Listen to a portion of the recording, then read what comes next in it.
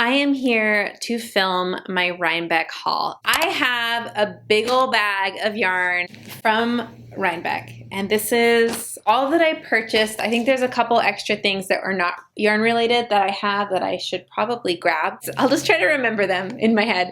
I'm a little bit more organized than this, but I thought it would kind of be fun to just go through this bag without a plan, because I wrapped this up when we left New York and I tied this knot and I threw it in the car, and I have not opened it since then. And it has been 3 weeks. So I haven't seen what's in here in 3 weeks. So it's kind of like, I mean, I know I bought it all, right? But it's like, you know, when you put something away and you pull it out again. So I thought that would be kind of fun, but that means it's going to be a little bit more chaotic. A couple of things that I want to mention before we get started. I am dangerously close to hitting 10,000 subscribers, which is absolutely insane.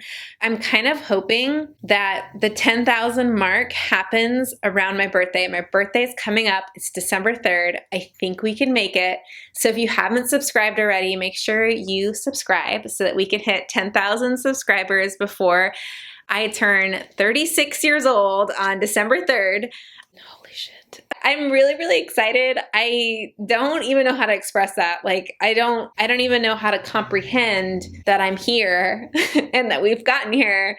I always thought in my mind, like 10,000 subscribers was like this big thing. Like, that would mean that I've made it. I can stop having imposter syndrome. I can just say, yeah, I'm a YouTuber. I make videos on YouTube. Yeah, I'm gonna need a couple days to process that. Also, I made a Ko-Fi. I made a Ko-Fi, which is like a website where you can like buy your favorite YouTuber's coffee. And I made it and then forgot to tell anybody about it. And so I thought I would just tell y'all that I made one. I made one to help with my trip to Rhinebeck, but then like never told anyone that I did it. Now I'm here to tell you if you would like to, like, I don't know, buy me a coffee or however they word it, like give me a tip. Oh, that's weird. No pressure. I hate when you go into somewhere and you see an iPad and you're like, oh man, I'm gonna have to tip. And I don't need to feel like that on my YouTube channel, so don't worry.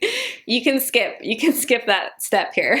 Turn that iPad around. This Rhinebeck haul is separate from my Rhinebeck recap because I didn't want to make a really long video. So I will link that in the description, as well as my Rhinebeck sweater blog in the description below if you would like to keep watching more Knit Cheek. Now we can dive into this bag of yarn. Let's open it up. And I'm like really excited because I haven't let myself open this.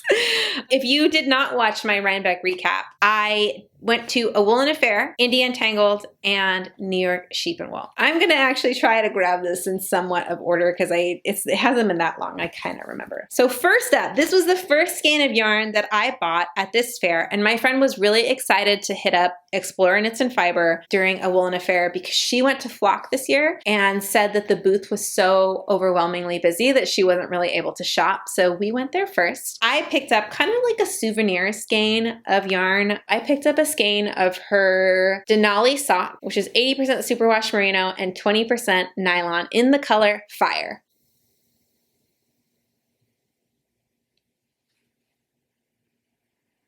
And I have some plans for this, and guess what they are? I'm gonna make socks. Okay, but I actually have some plans for the beginning of the year where I'm gonna be making a couple of sock related videos, and I'm going to be using two skeins of Explorer Knits and Fibers. I have a skein that my friend picked up for me at Flock. It's like this purple, dark purpley color, and so I'm gonna try something out with these two skeins in those upcoming videos. So I'm really, really excited to be knitting some socks in this yarn. So that was the first purchase of the whole event. My second purchase was at Spin Cycle, and I bought two skeins of Spin Cycle yarn without a plan, really. I don't own a lot of Spin Cycle. That's not true. I have one skein that my friend picked up for me at Flock, but I don't own a lot of it. And I do like when patterns will use a skein within the pattern to kind of bring like color into it. And I was told that I could get away with using like a skein. I picked up a skein of Ghost Ranch in their sport weight. I have always been enamored by their color Ghost Ranch. I first saw it when Amy Christoffers came out with the pressed flower cardigan, and I have just been really into this color. I feel like it's a lot of people's favorite Spin Cycle color.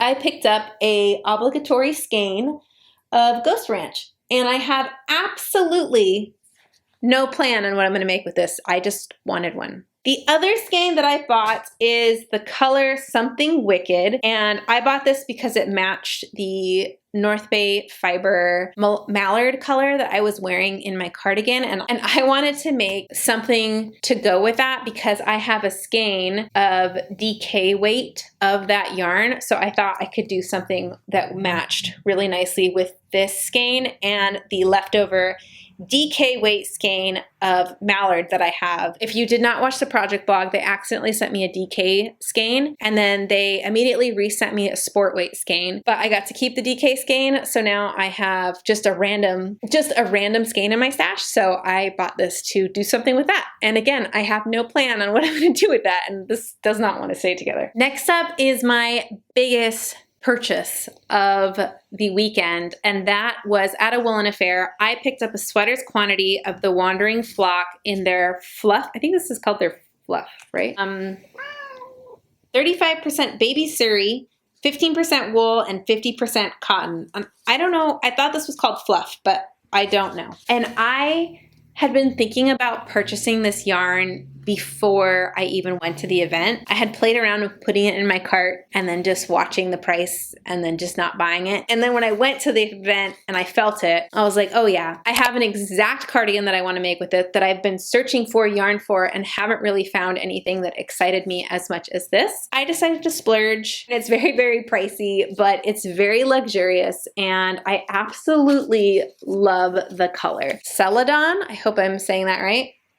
But it's a beautiful mint color, and I bought 9 skeins of this. I definitely have enough to make the Roma cardigan by Mochi Knits, so I'm really, really excited. I don't know when I'm going to cast this on. I really don't. For sure this winter, maybe 2026 in the beginning of the year, but I 100% have to have this. I'm so excited about this, and it's a beautiful color. It would be perfect for spring. There's definitely going to be a green theme going on here, so just brace yourselves. Another thing we hit up, Katrinkles, which I absolutely adore saying Katrinkles. I bought 3 things from Katrinkles. I actually totally forgot about this one. I am really into gauge tools, and I'm actually working on a video. I'm not working on it. I have the idea of filming a video comparing different gauge tools, and I'm missing one before I can film this video. I picked up their new gauge wheel, and I'm so excited to try this out. It is, I don't know, I'm just, for whatever I can add to my gauge arsenal. When I do gauge, I usually check it between like 3 different ways. So let's just add another one to that. And then I also picked up this, which is a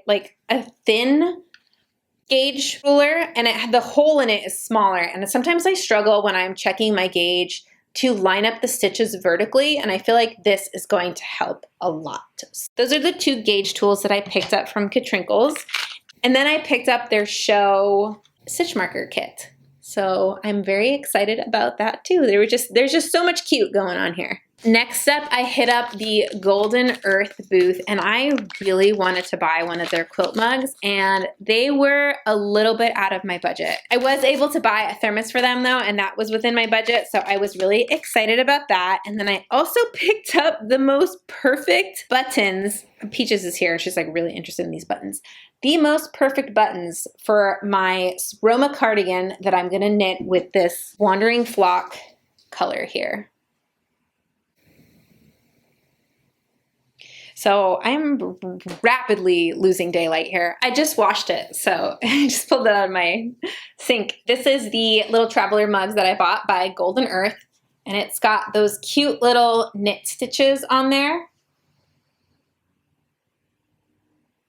I really love ceramics and homemade ceramics, and I wish that I could purchase more of them. They're just really pricey, and I understand why they're pricey, like they're homemade, but I wish that I could afford like nothing but homemade ceramic stuff in my kitchen. Goals for one day. And then I think I just have the one more purchase from a Woolen affair, and that is my prized possession of a skein of Fiber MacGyver in her Shanico DK, and that is a non-superwash yarn. It is the color Emerald.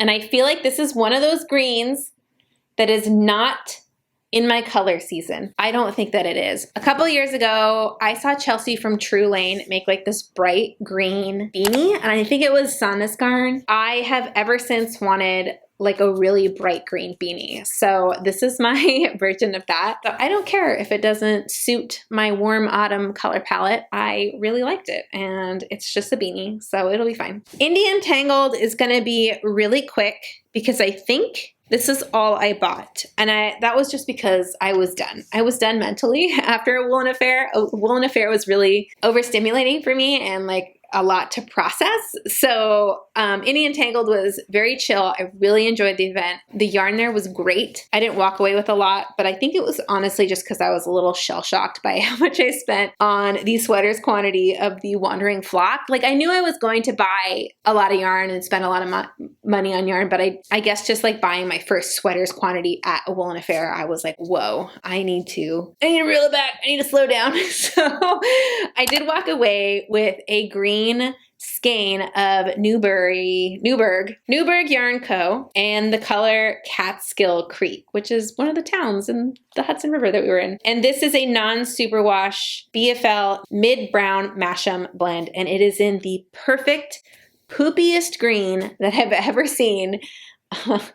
And I thought about getting more of this to make a vest, and I don't know, I had yarn coming on the way that I knew was going to be here when I got back, which I do have it already, in Osprey, the color Wasabi, and I thought that they would be too similar, and I think they're different, but that's what stopped me from buying enough to make a vest, because I'm already making a vest with that yarn. So let me grab a skein and see. They are very, very similar, but this one is a little bit more pea, like a little bit more limey, brighter. But I could have seen if I would have been making a vest with this and then a vest with this, it may be like kind of derivative. I just bought one skein of this and I don't know what I'm going to do with it. Honestly, like I was just like, oh, a beanie, but I don't know. I didn't really think it through. I just wanted it, so I bought it, and it's deliciously soft. So that was Untangled. New York Sheep and Wool, day one, I walked in and I knew that I wanted to visit the Junction Fiber Mills. I wanted one of their hats, and I bought one of their hats, and Mr. Cheek has 100% completely stolen it from me, so I don't even have it here. It's not even here because he's out and it's on him. So I did buy one of their baseball caps that says Junction Fiber Mill, and I don't have it with me because he took it. So, but I did pick up their show colorway, which is their cider donuts. I just picked a color that went with it. I don't really even know if I had like something in mind. I think I just wanted something that I could knit together with it, and I was thinking maybe something brioche. I don't know. I didn't really think this one through. I just bought it, like I just bought the two skeins together, and they are 200 yards of, are they 100 grams or are they 50 grams? I don't even know. 200 yards of DK weight, and I figured that I would make cowl, hat, something with these two colors. Later that day, I did pick up my second sweaters quantity of yarn, and that was from Green Mountain Spinnery. And this is a fingering weight yarn, and I am planning to make a Traveler's Shell by Andrea Mowry with this. I will have to put some photos in of this because it looks a lot different in the sunlight. Like in light like this, it's a very dark green, but it's got a lot of dimension in it that I feel like you're probably not going to see. But if it doesn't look good, I'll put some photos in it in the sunlight. And so I was really excited to try Green Mountain Spinnery. I've heard so much about them from Taylor, from the Thread to Mend podcast, and they seem like this really great company, this like co-op, and they just seemed like something that I wanted to support. So I was really excited that I found some yarn that I was excited to knit with. And of course, it's green. I also picked up and failed at buying Mr. Cheek a gift. I bought him some fingerless mitts. I also bought me a pair, so I have a matching pair of these fingerless mitts, only to remember that he does not like fingerless mitts, and he very politely reminded me. I mean, he tried to wear them, but his fingers tips get really, really cold, and so he's more concerned about his fingertips than his hands. And then I asked my brother if he wanted them, and he doesn't want them either. So now I have a pair of fingerless mitts for a man size, and I don't know what I'm going to do with these. So these were kind of a fail. The thing is that I knew he didn't like fingerless mitts. Like somewhere in the back of my head, I remembered that and I forgot. But I was kind of caught up in the moment of like, oh, this is so cool. They're like 100% wool mittens. And so I bought him and me a pair, and then I really like mine. I don't mind that they're fingerless, but he unfortunately does not like fingerless gloves. So I need to find a home for these. So I will be going through my Christmas list this year to see if anybody needs a pair of fingerless mitts. And that was day 1 of New York Sheep and Wool. And then day 2, I only bought 2 skeins of yarn. I bought some socks and I bought a needle set. So not a ton going on day 2. So my first purchase, day 2, is this beautiful Feederbrooks Farm 2 skeins of this. And I want to make a cowl out of this. I have a lot of options. I could do the Andrea Mari Traveler cowl. I could do the Gambit one that looks really similar to these colors. So that's what I'm planning to do with this. I could do another night and day. I really like the way that these colors play with each other, and like how the cream goes so well with this like purpley orange, yellow. I really like this colorway. I have a rug in my living room that's this color, and they're colors that I feel like nobody is like, oh, my favorite combo is purple, orange, and yellow. But when you like put them together, they always look really great. And so I'm really, really excited to have this skein and to play with this and see what I can make out of it. I bought some pairs of socks. I bought 3 pairs of socks and I've worn them already, so that's why I just have the labels, from Phoenix Fiber Mill. I bought them as a gift for Mr. Cheek, and they had like a buy 2 get 1 free, and I bought them. But then on the trip, I realized that I had only brought hand knit socks with me and like maybe 1 or 2 other pairs. I never got around to washing my hand knit socks, so I ran out of socks, so I ended up wearing all 3 pairs of these. They're mine now.